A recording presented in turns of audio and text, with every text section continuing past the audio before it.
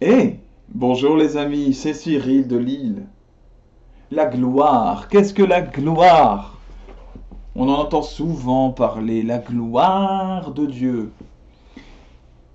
Mais qu'est-ce que c'est exactement?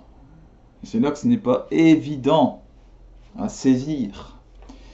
Alors, la gloire, déjà, nous connaissons la gloire sous euh, son utilisation la plus courante lorsque nous parlons d'une célébrité, par exemple.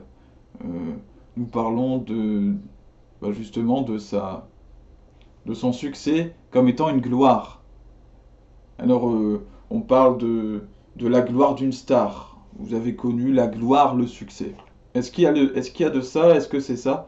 Alors oui, il y a de ça, mais évidemment, concernant Dieu, c'est quelque chose de beaucoup plus vaste et beaucoup plus complet.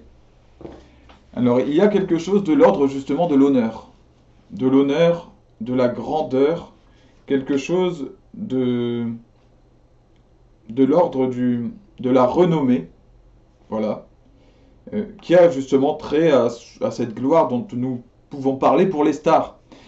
Sauf que pour Dieu, c'est beaucoup plus grand. Euh, il y a avec une autre dimension qui est celle de la force. Une force qui est agissante. Ce n'est pas une force statique, mais dynamique. Une force qui agit. Et en même temps, qui est contre laquelle on ne peut rien. C'est Dieu dans sa majesté, dans sa puissance infinie, voilà, et cette puissance va de pair avec sa grandeur, sa renommée. Vous comprenez? Sa force l'élève et le rend infiniment noble. Eh bien, nous pouvons ressentir la gloire à différents moments. Ça peut même se ressentir presque physiquement. Ça se ressent de plusieurs façons, mais c'est une espèce de poids que nous ressentons, mais pas un poids qui nous écrase, car Dieu ne nous écrase pas, un poids que nous ressentons, une pression, mais qui nous élève avec tous les autres, car la gloire se ressent toujours en groupe, avec d'autres personnes.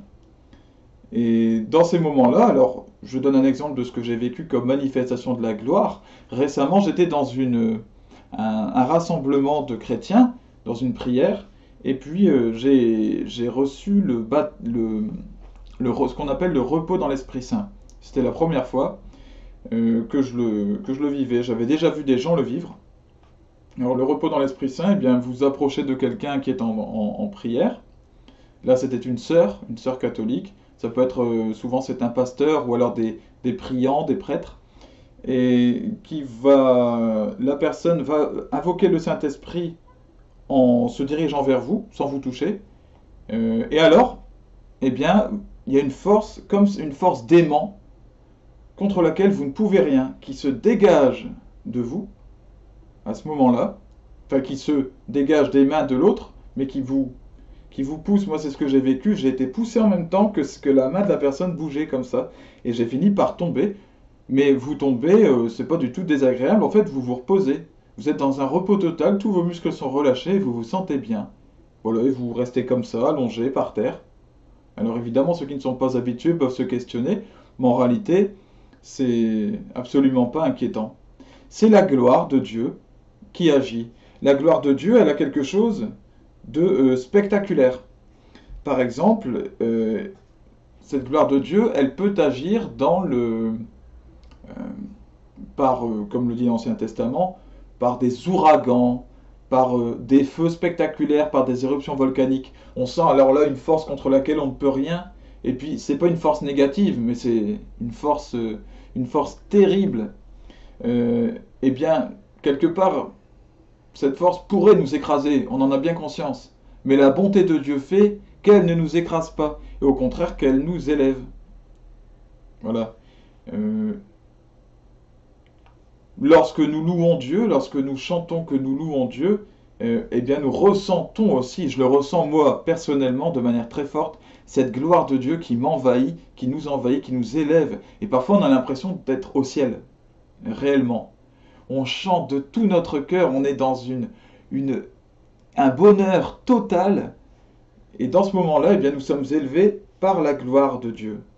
C'est quelque chose de merveilleux. Ainsi, il y a une force, comme une force d'aimant, qui nous, qui nous prend tous ensemble, qui nous unit tous ensemble, puisque c'est une force d'amour, la force de gloire. Nous sommes tous unis, et en même temps, nous sommes élevés, voilà, dans une grandeur, dans quelque chose d'infiniment noble, et que nous ne méritons pas par notre humanité. Ce qui fait qu'au moment du repos dans l'Esprit Saint, nous tombons aussi. C'est qu'en fait, nous ne sommes pas à la hauteur de Dieu. Dans la Bible, il y a plusieurs prophètes, ou même les apôtres parfois tombent face contre terre quand ils se trouvent face à la gloire de Dieu. Voilà, nous sommes tombés face contre terre. Et bien là, c'est la même chose. Nous ne sommes pas suffisamment grands et dignes nous-mêmes pour voir cette gloire et rester debout. Mais malgré tout, nous tombons, mais ce n'est pas mauvais pour nous. Nous ne sommes pas, nous ne nous sentons pas mal, nous ne sommes pas blessés, rien du tout. C'est comme ça, c'est la gloire merveilleuse du Seigneur. Cette gloire, alors donc, elle est liée à l'amour, comme je le disais, et elle permet de comprendre la Trinité du coup. Comment Dieu peut-il être trois personnes? Eh bien, parce qu'elles sont unies dans cette gloire, qui unit complètement les choses. Le Père, le Fils, le Saint-Esprit sont complètement unis et complètement distincts en même temps. Voilà, comme nous pouvons vivre dans une famille où il y a un amour énorme, nous avons l'impression parfois avec notre famille de former une seule entité, vous savez, d'être élevé, comme ça lorsque ça se passe bien, qu'il y a une bonne humeur. Voilà. Elle se manifeste en particulier aussi cette gloire dans la souffrance, étonnamment. Et oui, parce que lorsque nous souffrons, eh bien, Dieu vient nous élever, lorsque nous souffrons pour lui, évidemment, il vient nous élever par sa gloire, par sa force, parce que il ne peut pas nous laisser souffrir gratuitement. Ainsi, la mort du Christ sur la croix est une manifestation de gloire infinie. Ainsi, nous appelons la croix glorieuse, car elle est vraiment un symbole de gloire extraordinaire. Et elle sera manifestée, cette gloire, en plénitude au retour du Christ, ce qu'on appelle la parousie. Voilà. Voilà pour ce qui est de la gloire de Dieu. Je vous rappelle encore la sortie du film Garabandal, Dieu seul le sait, le 22 janvier en France. À bientôt les amis.